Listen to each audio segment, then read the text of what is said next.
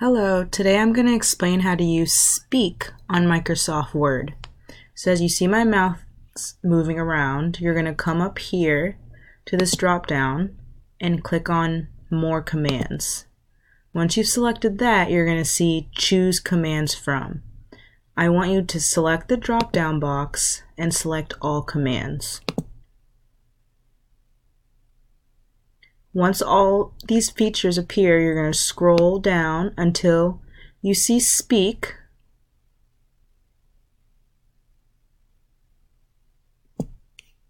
Select Speak right here and click on Add.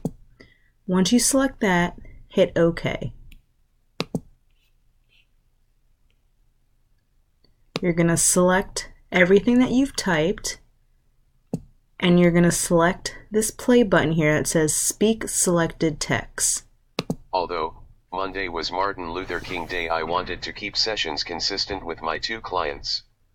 Instead of completing my day in the evening, I changed my schedule around for both of my clients. This schedule change has allowed me to complete my day at 4:30 in the afternoon. The time and schedule change resulted in me having the ability to meal prepare for the next day, and of course allow myself time to spend time with my friends and catch up on my Netflix shows.